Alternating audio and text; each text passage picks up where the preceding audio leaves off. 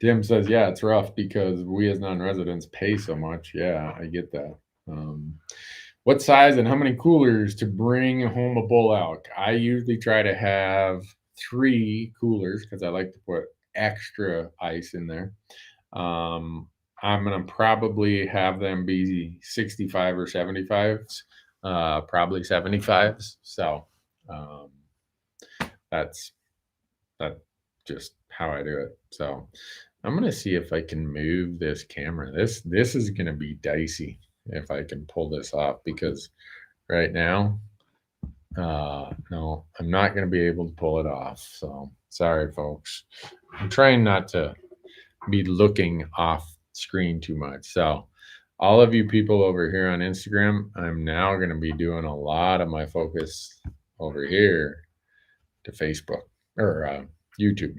So how's that working, Matthew? It's good. I'll put the Instagram comments in the Google Doc. All right, good. So here's how it works. We just got done with doing our fresh tracks. We do an hour for our fresh tracks audience. We want to thank all them for subscribing and for participating. And then we convert it over to an hour to those of you on YouTube and those of you on Instagram.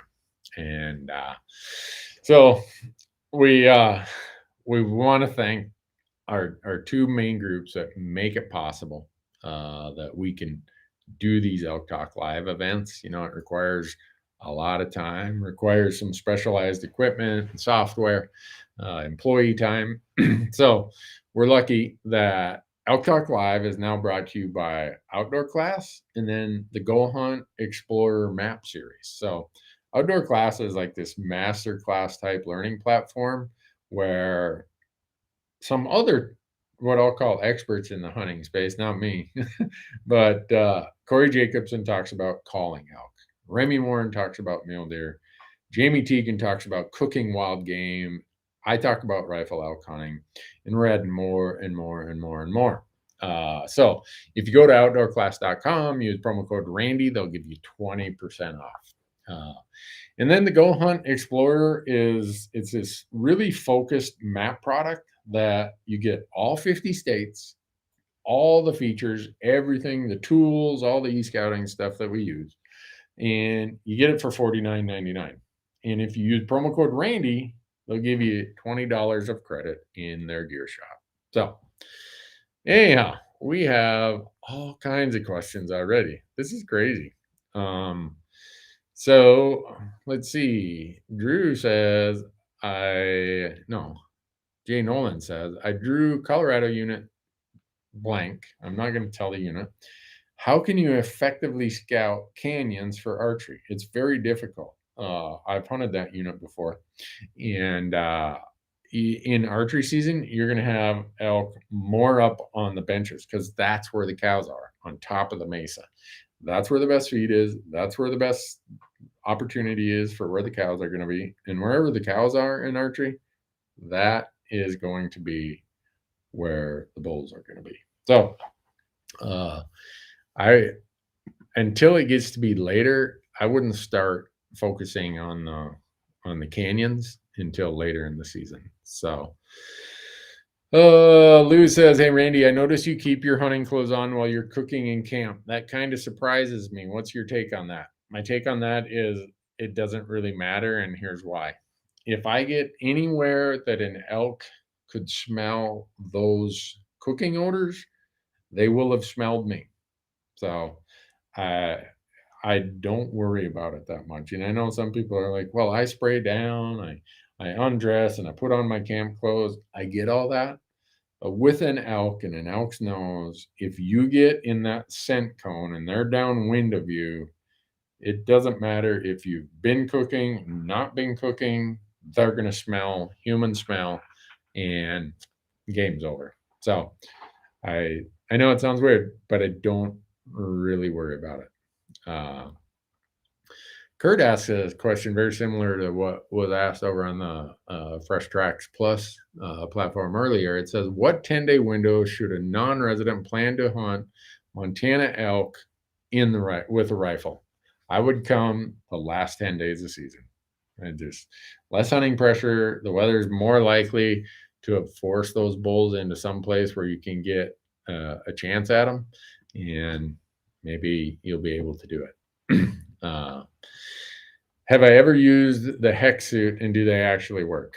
I've never used the hex suit, and I've spent more than my share of money on, I'll call it, gadgets while I was trying to gain elk knowledge and understand how to shoot elk and kill elk.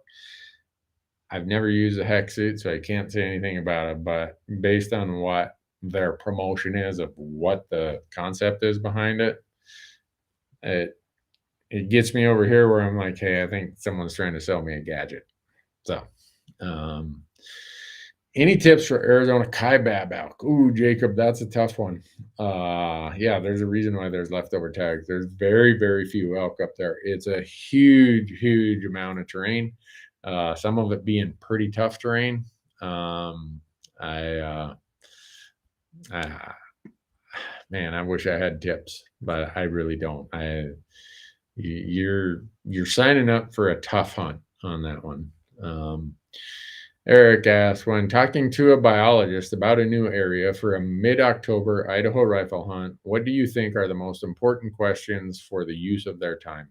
If you have any questions that you've already e-scouted, you've got some ideas of what's the hunting pressure going to be, I would ask questions about where does most of the hunting pressure come from? I would ask questions about, is there any change in what my maps are showing me, any new roads, any new trails, anything like that? And then if they have any ideas about forage preferences, they probably are aware of or been involved in some studies, I would ask them questions that say, hey, I've already done this. I've looked at this type of forage. Are they more on fescues, or are they more on bunch grass or June grass or whatever? And then, have a series of maybe follow-up questions if you're able to do that. But you're hunting the start of the post rut where hunting pressure is the most important thing. So I'd ask questions related to hunting pressure, because that's going to determine where the sanctuaries are. Also, if you can, try to find out where the transition range is, or at least where it transitions from summer range to the start of the transition range. And in other words, the bottom of the summer range. Let's see. I've never hunted elk before and drew an Oregon cow elk tag September 15th through 30th. Any pointers you could give a complete noob? Paul, they're going to be looking for the best possible food. Cows are grazers, not browsers. So go look for the best grasses, do some research there to find out. Maybe you have some forbs still around at that time. Late September, the forbs start drying up and the elk switch over to grasses. So I'd just focus on food. That whenever you are hunting cow elk, food, and food. So, let's see. How far do you feel comfortable killing an elk with a compound bow? Henry asked that question. I only have a 40-yard pin on mine, Henry. A bow will kill an elk way further than that, but that's my personal range.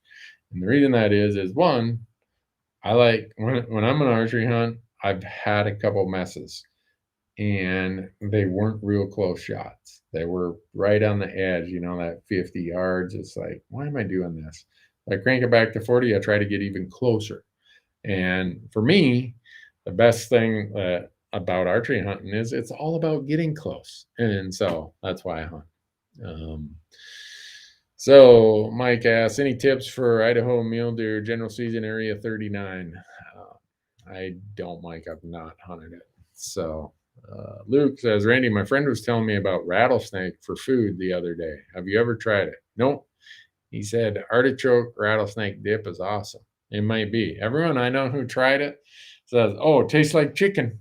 Well, there was an old boy in my hometown, Cliff Treat, who used to say, if it tastes like chicken, then let's eat chicken. Which was him saying, you know what? All this stuff about tastes like chicken, that's BS. If I want something that tastes like chicken, I'm eating chicken. Let's see.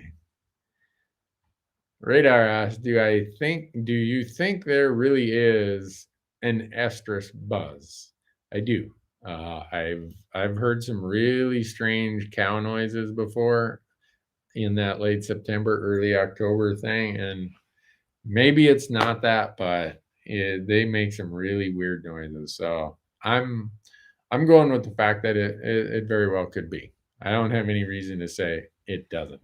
Um, Dan Crane asked, do you know if anything of importance came out of the Wyoming Wildlife Task Force meeting today regarding the non-resident resident tag allocations? I don't know, Dan. I was getting some text messages saying, hey, people must have really weighed in heavily because there's an awful lot of change of opinion about this. So, and then some other people texted and said, this is such a such a mess. So I've been in the office all day today. I haven't had a chance to check in and see what happened.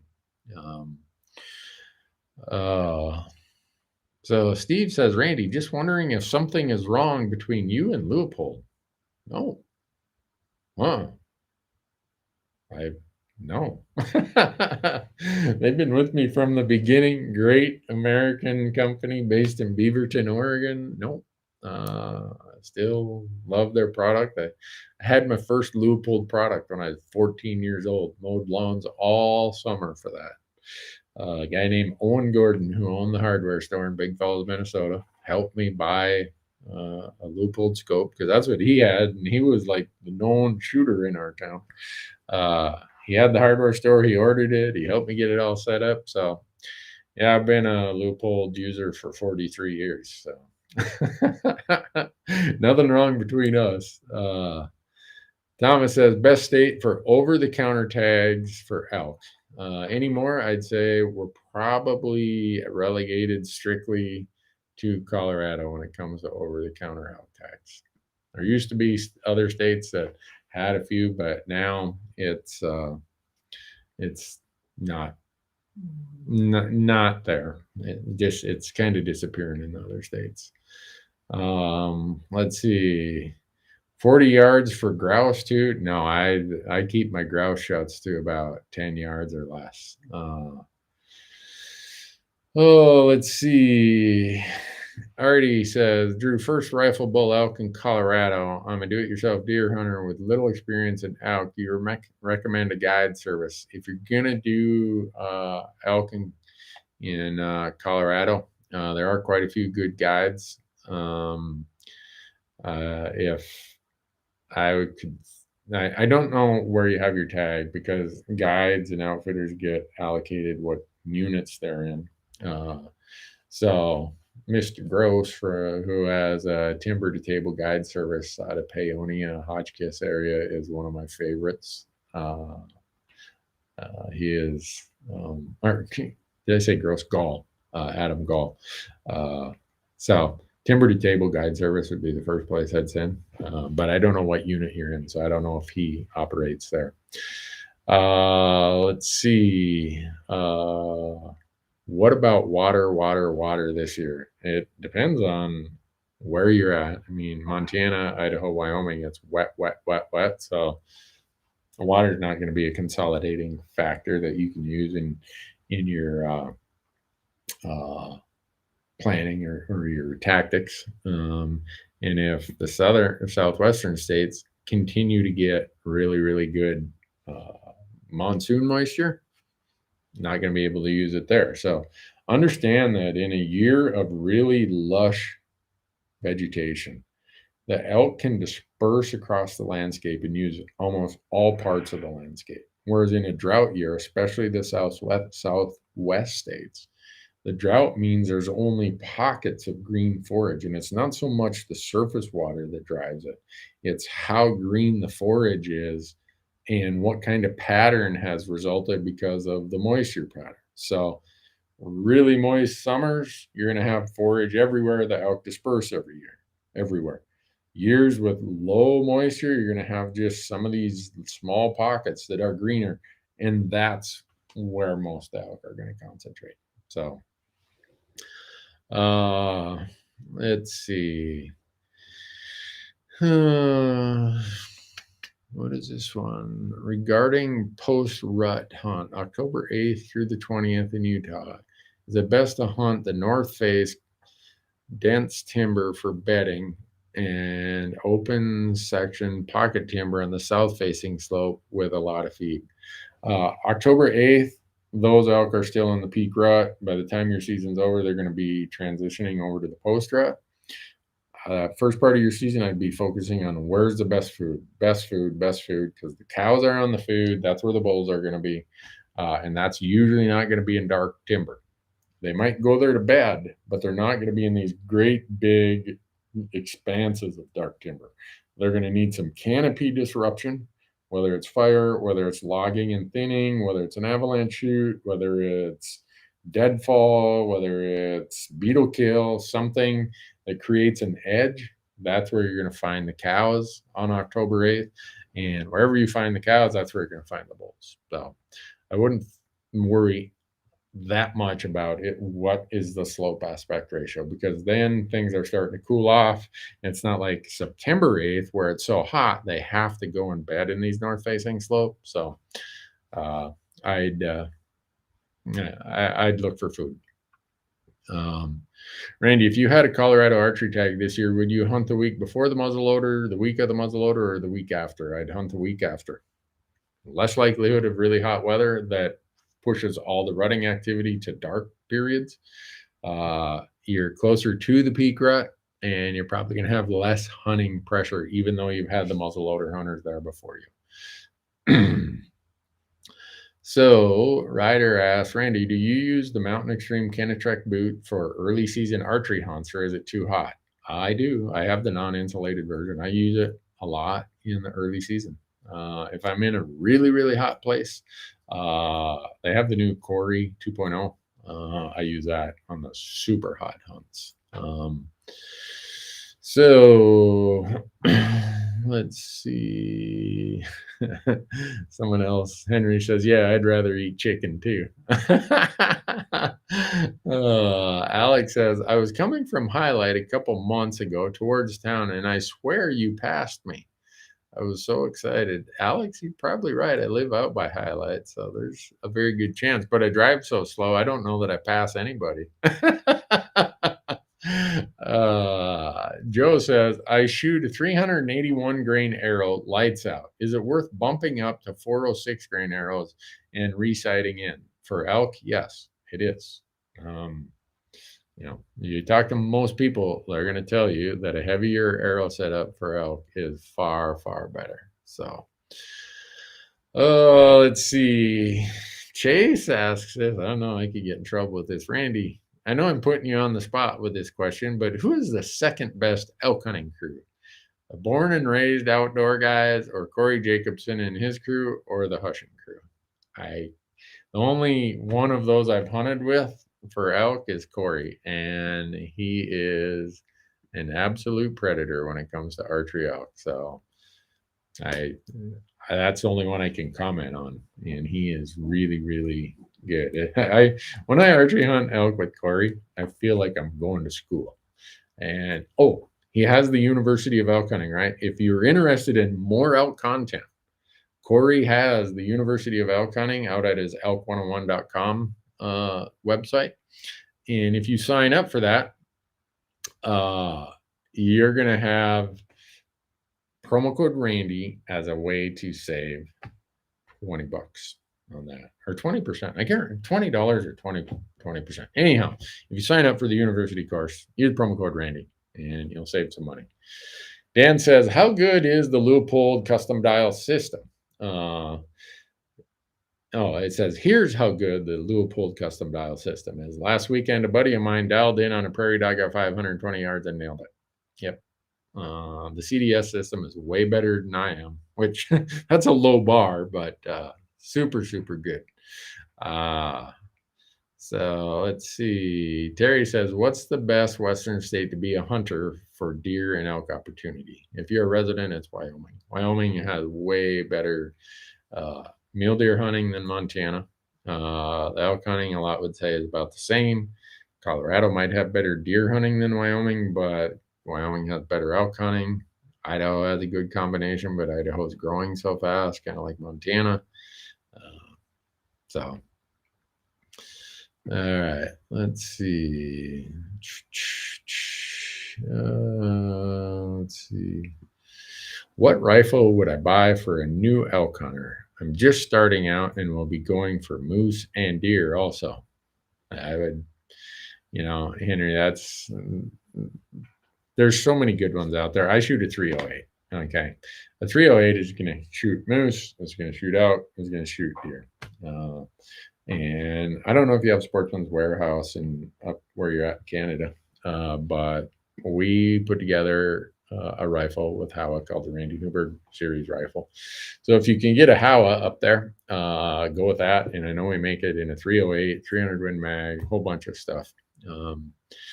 But 308 is kind of the all around good one. So let's see.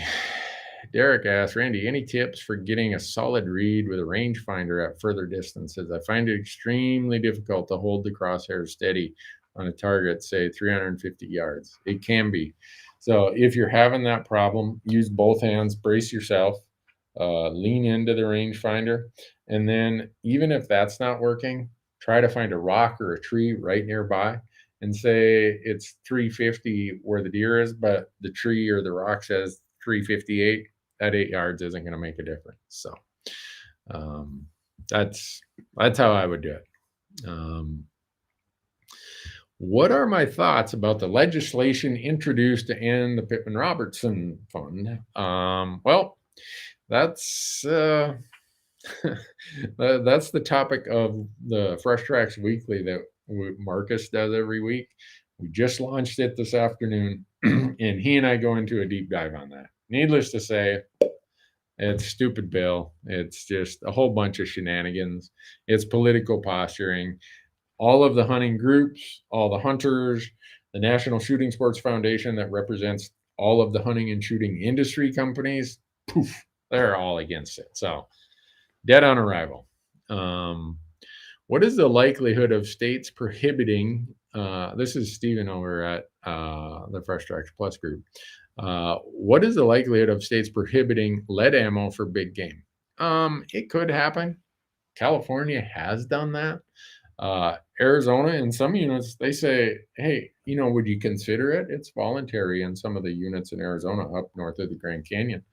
And they get a super high compliance rate by just saying, here's the facts. Would you consider it? So I hope that states don't make it mandatory. Just hunters and shooters are smart. They're going to make proper decisions for that fact, that situation, those circumstances. Making it mandatory is just, it's proven not to have any more benefit than what a voluntary educational system does. Let's see. I don't know about that. Any advice on getting my vegan girlfriend to eat some of my venison? I don't have any advice on that. It's as organic as anything you're going to find. In fact, in a lot of instances, it's way better than the produce you're probably getting at a grocery store. What's this other one? Randy, I'm retiring from the military after 21 years. Thank you, Mac. Very much appreciate you doing that. You and your family have made a great sacrifice for all of us, and thank you. But the question is, any openings to be the camp blank to come hang out with you and the crew? I appreciate that. That's awful kind of you, but no, unfortunately, we don't have any openings for that. Randy, any New Mexico elk hunts this year? No, we won't make it to New Mexico this year.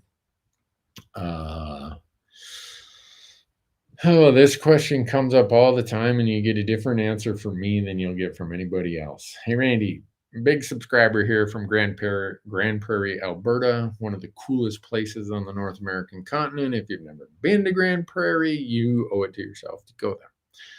My question is, how important is the moon phase for the elk rut? I don't think it's that important. Some people think it's hugely important. I have to hunt, to capture as much content as we need in a year. I got to hunt whether it's full moon, new moon, half moon, quarter moon, whatever. And I don't see big differences. Now, you can talk to other people are going to say exact opposite. Only hunt a new moon or coming off a full moon or whatever. I don't see it, but I don't really have time to think about it and worry about it. I got to go get this content. So Justin says, Randy, thanks for what you do. Me and my 3 boys are watching your content. How you doing? Give our best to Matthew and Kim as well. Thank you so much. We get so many kind comments. I kind of blush. I used to blush about all that, and now I mostly blush internally. So it's very humbling when people say that. So let's see. Someone says, I drew the 4th rifle bull tag in the secondary draw today for Unit 53 in Colorado. This will be my first ever Western hunt. Thankful the military allowed me to move to Colorado and be a resident. Yeah, that hunt, you're going to be the 4th rifle. You're going to be in the late season. The elk are going to be in sanctuary. Once you get down in the lower parts of Unit 53, there's quite a bit of private. So you're probably going to have elk that are seeking sanctuary on that private. So know how to use your map system and hunt really close to that. Speaking of map systems, Go Hunts Explorer here that sponsors this. They have all of the maps you would need right there in your hand or on your desktop, all 50 states. Promo code Randy will save you or get you $20 of credit in their gear shop. Let's see. Ever hunt Roosevelt's in Oregon? I have not. Ever coming to Arizona for Sandhill Crane? I would love to, but I haven't drawn a tag. How was our application season? I was telling the Fresh Tracks Plus crew on the live stream before this. We had a strategy this year of, all right, let's do mostly general hunts and let's swing for the fences on a few of them. Well, we swung for the fences and we hit a lot of pop flies, no home runs. But we'll be in Arizona with my Uncle Larry. That's a good tag. Matthew has 2 good tags in Wyoming. I have General Elk in Wyoming. We have our normal stuff here in Montana. Let's see. Marcus has Colorado elk or Colorado deer. So our sweepstakes hunter drew elk in Wyoming. So we got plenty of hunts. I wouldn't fret about us having tags for this year. Randy, you talked about your 40-yard archery range. What about rifle range? What is your range limit? It's not so much a distance as it is what my bullet will be doing at the point of impact. And that is I need 1,500 foot-pounds of kinetic energy at the point of impact. And I can tell you across the board with most of my rifles, that's about 400 yards. Now, my 300 Win Mag, I can extend that out if I want to, but we all know that regardless of what your skill set is, and regardless of the conditions, there is a correlation to distance of the shot and the possibility of things not going as planned. So I try to keep my shots under 400, preferably under 300, and most of the times I'm able to do that. So Andrew says, any recommendation on how to learn to use elk calls and the best calls for someone to use who hasn't used them before?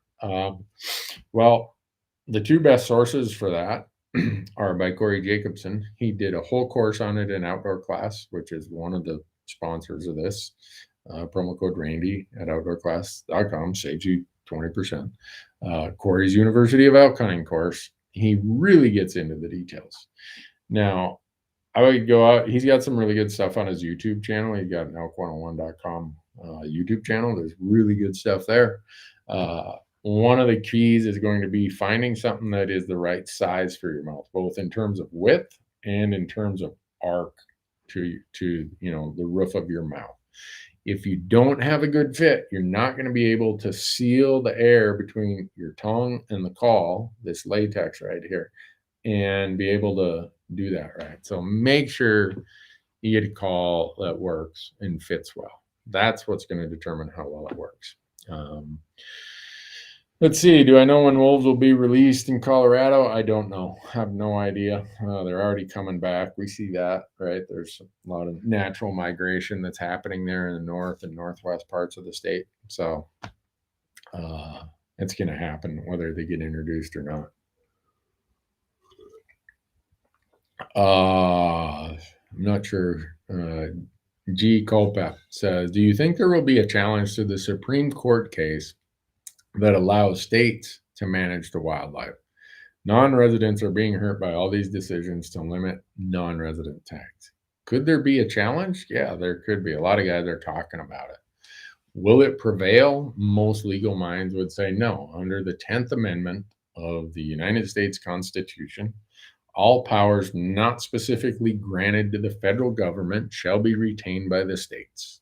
And the power of managing wildlife that is held in trust for the citizens of those states retained by the states. And so, could there be challenges? Yeah.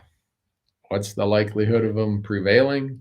Most constitutional scholars will say it's a waste of money, but there's some attorneys who are probably glad to take somebody's money on a case like that. So,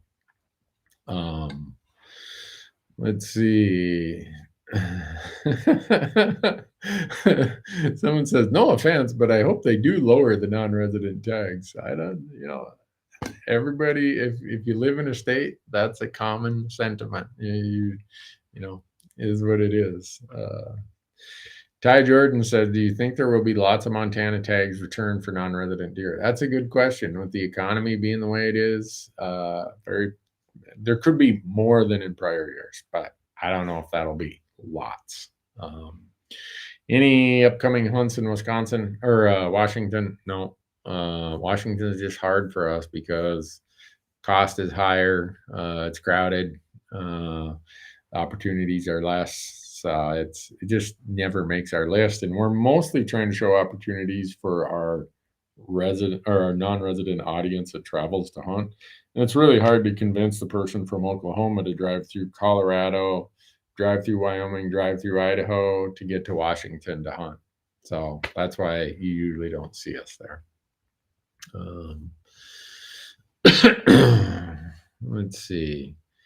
Any information on when or if Nevada is doing first come, first serve tags this year? They always do it. It's got to be within 2 weeks of when season starts. So that's why you see it starts with the early ones, which are archery pronghorn. And then you see some archery deer. And then you see some rifle pronghorn and throughout the schedule. So anything returned within that 2 weeks goes to that list. So that's why there's such a short turnaround on them. Chasing Western Wild, what is the future for hunting? Someone asked that over on Fresh Tracks Plus. Will habitat destruction and more people applying result in fewer animals and fewer tags, or is there hope for improved management and improved hunting? You hit it with when you say habitat destruction because of more people. The planet, the landscapes, the West, wherever you hunt is undergoing huge population growth. And that huge population growth is putting demands on space. They're displacing elk with this time of year, right? This is the most critical time of the year for a cow elk. Her dietary or nutritional requirement goes from about 5,000 to 6,000 kilocalories a day up to almost 10,000 because she's lactating. And what's happening? You got hikers, mountain bikers, dog walkers, joggers, everybody and their brother out in the woods. And what are they doing? They're bumping those elk. And most people say, well, they just moved them over here. They just went over there. They went over the ridge. Well, if that elk can't get the absolute best forage possible right now, she's not going to gain enough fat. And she's not going to get that calf weaned in time for the breeding season. She's got to get to 10 to 15% body fat by the 1st of September. She's got a 105-day window to lactate, and she's got to do all this. So when we have all this they call it non-consumptive recreation, they're out there in masses, and they're bumping and moving elk to the marginal parts of the habitat. And then we have what happens when people show up. roads and mechanized stuff, mountain bikes, I don't care what it is, the ATVs, us just walking. We introduced weeds that ended up, they're attached to our clothing, they're stuck to the bottom of our shoe. We went on a horseback ride, we didn't use weed-free hay, and now these landscapes end up with tons of invasive weed species. They're no longer productive for elk. All those kind of things. It's just habitat. And if we don't keep our eye on habitat, the future of hunting is we're going to be fighting over a smaller and smaller and smaller pie. And when the pie gets super small, what happens? Residents are like, hey, we want more of that for ourselves. So the non-resident portion gets even smaller. That's the first part to get cut. So if we don't stay on top of it and we don't have our agencies, by that I mean our land management agencies at the federal level, the Forest Service and the Bureau of Land Management, if we don't have our state wildlife agencies all working on habitat, all of our nonprofit groups working on habitat, we're not going to have stuff to hunt. It's that simple. You can't have a country that in my life has went from 180 million to 340 million. That's 160 million more people placed somewhere, asking for more energy, asking for more food, asking for more water, asking for more space. There's a shock absorber to that. That's been the wild places and the wild things. And that shock absorber, when it bottoms out, because it can't take any more pressure or stress, that's when the gig comes unwound. So that's why I'm a big fan of the Rocky Mountain Elk Foundation and every other group that's working on conservation. We do tons of fundraiser for them. We land our platforms in any way we can, because without that, all the things we love are going away. So let's see. I'm going on my first backpack archery hunt. Any things you'd recommend?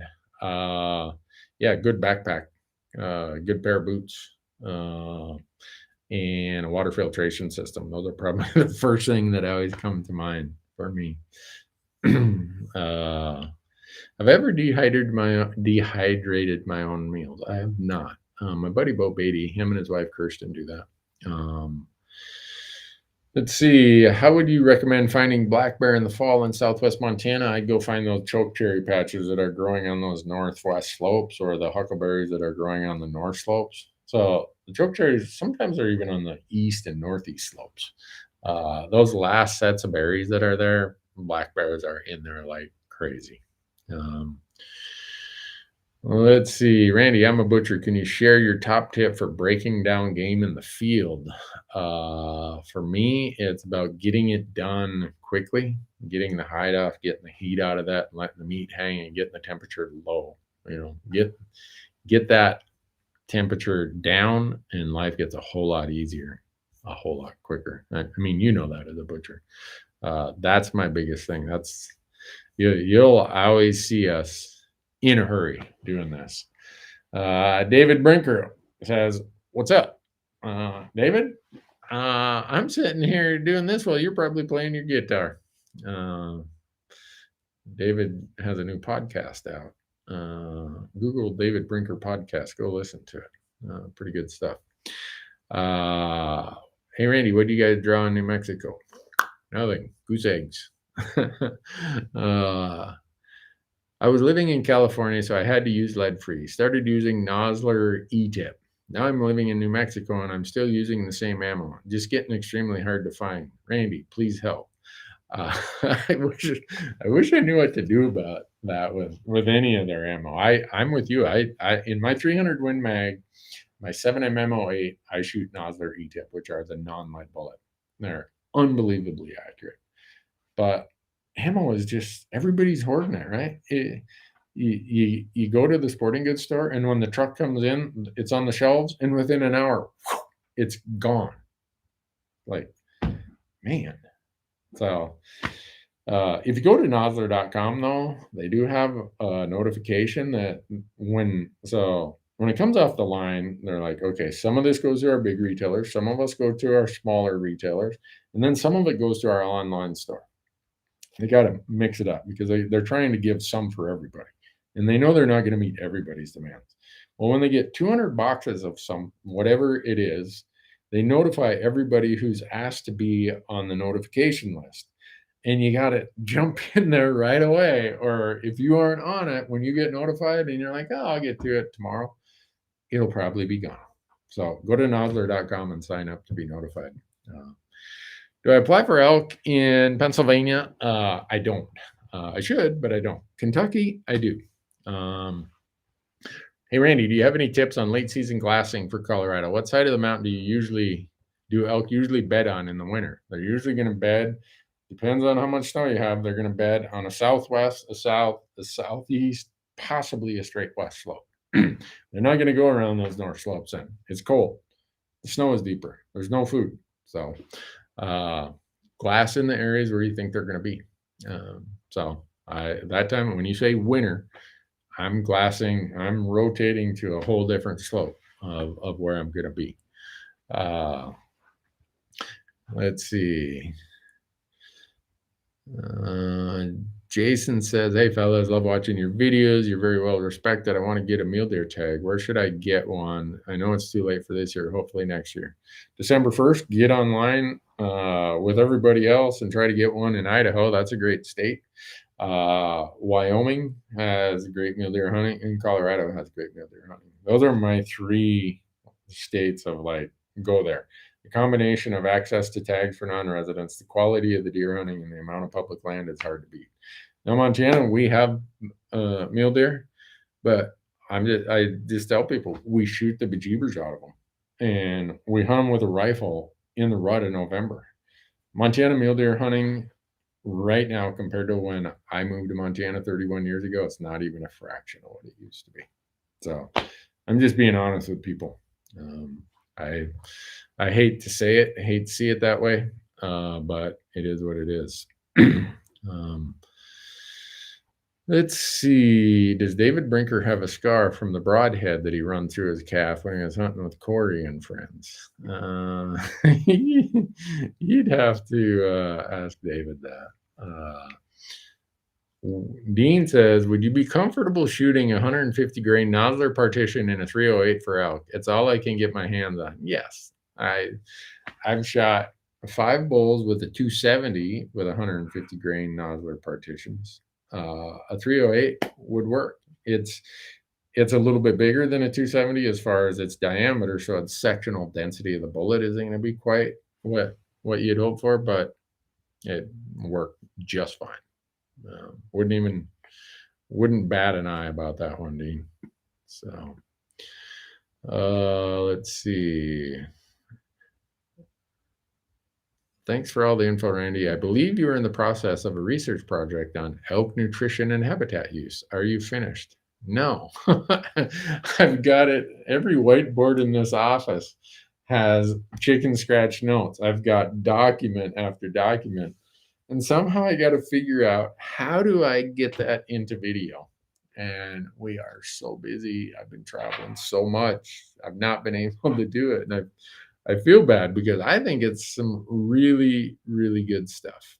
But I haven't had a chance to get to it yet. So as someone on a budget, which we all are, I'm on a budget. If you're not on a budget, you should be. What states would you focus on getting preference points for? It depends on the species. Yeah, I did a video out on our YouTube channel about what are the top states for each species in terms of quality and mix of access and ease to tags. If you're looking for mule deer, no brainer, build points in Colorado.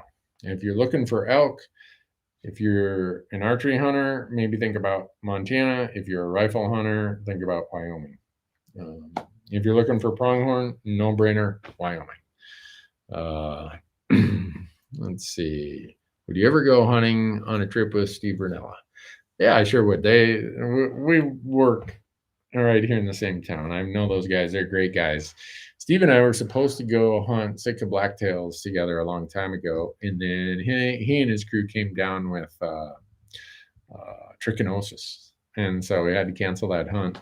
We were going to go to Southeast Alaska, but then since then, it's the only time calendars ever matched up, and now it would be really hard to do just because they use this clothing company, I use that clothing company, they use this optic, I use that optic. So it just gets complicated, but they're good folks.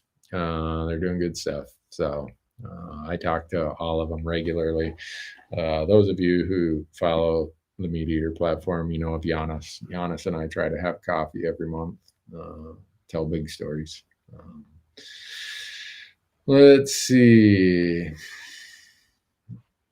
Muzzle loader for black bear. Man, I don't know anything about that. Let's see. What's your next Utah tag? You got to have 20 plus points for a couple species. Yeah, I do. I'm one of the few people with max points for pronghorn. But I've said if I go to Utah and I hunt pronghorn, I want to do it as a party with Matthew. And he's 10 points behind me. So this year we were right at that cut where, you know, in Utah, half the tags go to the highest point holders. Well, when you average us, we were right below that. So maybe next year or the year after, we'll get to go. We'll see. What's been my all-time favorite hunting trip? Probably anything with family. You know, you see me hunt with Matthew, I don't even need a tag. It's just, as all of you know, hunting with family and dear friends is super, super important. But of my own personal hunts, I would say when Marcus and I went to British Columbia and hunted the Cassiar Mountains for mountain caribou and Canada moose, it was just remarkable. It was everything I dreamed it would be. So someone says, Randy, I like your trapping videos. Glad to hear that. As you can imagine, when you put trapping on a platform that is allowed for public comments, you're going to get a lot of people who comment the other direction. So I appreciate people who grew up like I did. I grew up trapping. I was trapping before I was ever hunting. It's just would be that I don't know. My life would be way different if I hadn't got into trapping. So let's see what else. Any thoughts on coming west for Roosevelts? I keep trying to do that. 2020 we were supposed to do it, but due to COVID, you know, the governor there had the 14-day quarantine period and other stuff. We just couldn't get it done. So I actually had a tag and I ended up eating it. How long to get drawn for Wyoming pronghorn? Sometimes you can get drawn the first year because 25% of the tags go in a random draw. So you just never know. Super Deuce says, as a fellow northern Minnesota, I would love to see some Minnesota deer camp videos. Well, you're going to get to see that this year. I'm going to Big Falls, right? Where I grew up. And we're going there actually to do just that. And it'll be a ton of fun. When are your 2022 Southeast Alaska bear hunts being posted? I think they're on the calendar for December. I've been drawn for 2023 and would love to see some new content for that area. Well, I hope you have a great hunt there. Beautiful place. I actually have the 2023 tag also. The tag we had this year, we actually drew in 2020, but because of COVID and them closing Alaska, they offered it and said, we can give you a replacement tag for 2022. So that's how I ended up hunting in 2022. And I have a 2023 tag also. So compared to September elk hunting, how much do optics come into play for rifle elk hunting? Absolute game changer. You'll see all my content. I talk about the fact that rifle elk hunting in the post rut and in the late season is a glassing game. Glass, glass, glass, glass. It's super, super huge. I wouldn't even go elk hunting without a really good pair of binoculars, and I'd certainly think long and hard about a spotting scope. So let's see.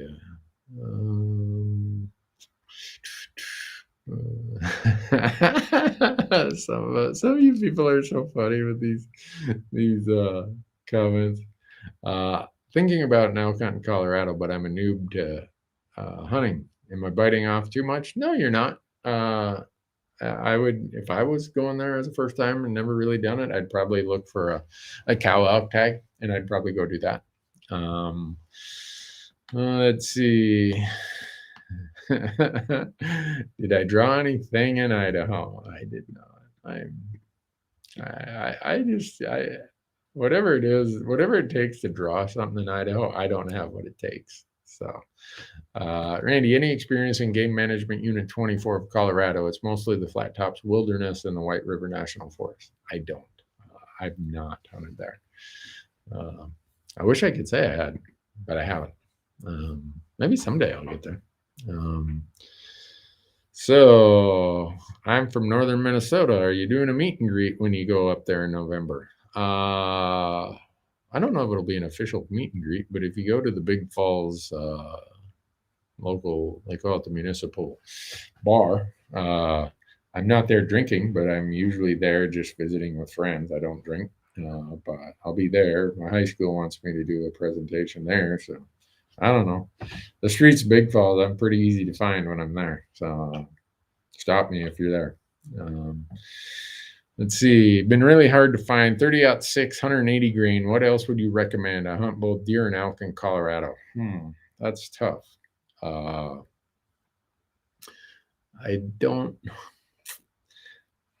say, 165, something like that.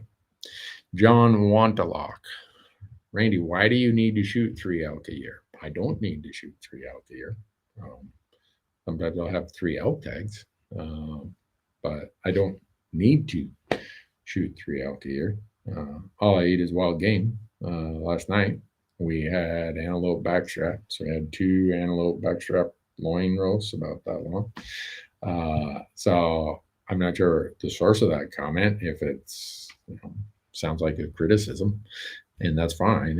If you don't want me to do that, that's up to you. But I'm going to go hunt whenever I can hunt, and I eat it. And I share it with everybody here. I share it with other family. I share it with elderly neighbors and friends. So I don't need to shoot 3 elk. I don't need to shoot, whatever. The last 3 years, I've swallowed, if you want to call it that, or I burned my Montana deer tag.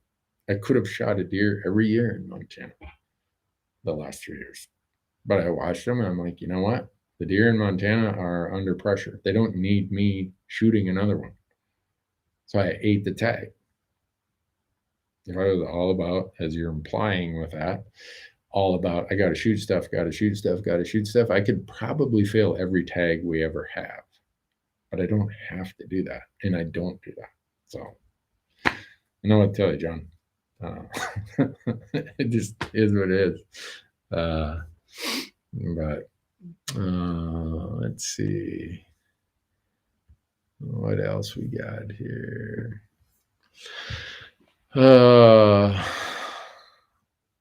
Have you ever hunted units 51 and 52 of northern New Mexico? Yes. It's way more mountainous than the other parts of New Mexico. It's thicker country. And there's a lot of hunting pressure. I've never had the tag, but I've helped guests with that tag twice. It's tough hunting, but there's some good elk there. So let's see. 20 by 60 or 15 by 45 spotting scope for Nevada hunts for deer and elk. I'm going with the 20 by 60. My Leupold SX5 is 27 to 55. So that's what I get. See, when you hunt your home state of Montana for deer and elk in the fall and winter, do you also carry tags for wolf, bear, and lion? I do for wolf and bear. Do you ever have success on those? I don't recall ever seeing that success on video. Yeah, one time I lucked out and I ended up shooting a wolf when I was out white-tailed doe hunting, of all crazy things. How weird is that, right? So Adam says, Randy, I shot a bull last year and I dry aged it for a month. Whoa, in a walk-in freezer. That's crazy. That takes some serious climate control. It was some of the best meat or some of the best elk we've ever had. My question is, do you practice this method? I don't, Adam, because I'm traveling so much. And as you know, you have to have a controlled setting.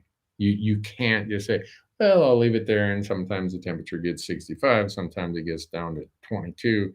you need a controlled setting, and I'm gone so much that I'm not able to do it. So I'd love to try it sometime though. So does all wild game taste like chicken? No, none of it tastes like chicken. If it tastes like chicken, then you're hunting the wrong thing, or you're preparing it wrong. Buckslayer says, "Hey, didn't you eat the wolf that you shot? Didn't you eat that at your office?" Yeah, we did.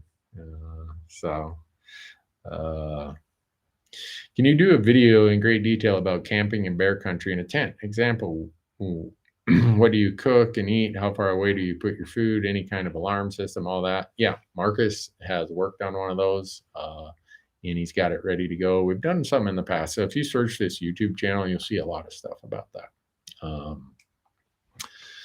So let's I can't say that. Some of you people ask this stuff or have comments. It's like, you're going to get me in trouble. Someone says, how's your mom doing? She's doing great in spite of what were really, really odds stacked against her. She just went and had her last scan and she's still in remission. So thanks for asking. Appreciate all the support of that. Let's see. Thoughts on the Leupold VX3 HD series of scopes? My budget allows for that, but not the Mark V. Love to hear your thoughts on the two. It's really, really good. I'd say of all the value, if someone said, what's the best value where, price and quality intersect, of all of the scopes I can think of, whether Leupold or anybody else, the 3X, the VX3 is the best value. Now, yeah, when you get to the VX5, you're going to get better coatings, you're going to get more features, stuff like that. You're going to get a different variation in range in magnification. So you're going to get what you pay for, but it's an excellent opportunity. And if you want to save money on your Leupold products, do this. You can go to the Go Hunt Gear Shop, and when you put it in the Go Hunt Gear Shop and it's a Leupold product, and you check out with promo code DQ, like Delta Queen, that'll give you a discount on your Leupold products down there. I know you're thinking, what? Promo code DQ? I'm sorry. It just seemed to be what fit. How was the wolf meat? It was pretty marginal the way I cooked it. Now, the way my buddy Corey Pearsall cooked it, it was absolutely excellent. He cooked it at a big gathering, and he made tacos out of it after he cooked it some way. I'd have to ask Corey how he did it. And people were like, oh my gosh, this is excellent. So what's my opinion on a Garmin Inreach? Is it worth the cost? Matt over at Fresh Tracks Plus is asking that. It must be for me because I got one.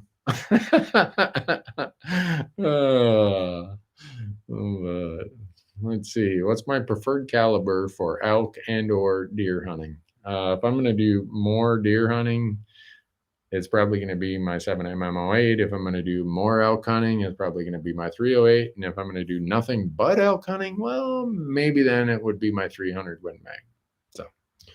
So, Mike from Alberta, I'm just getting into archery hunting and we'll be shooting grouse with my bow. Where do you aim when shooting a grouse? I aim right to where the neck meets the body. That way, if I'm a little high, I get the neck and the head. If I aim a little low, it's, or hit a little low, it's not going to make a big deal.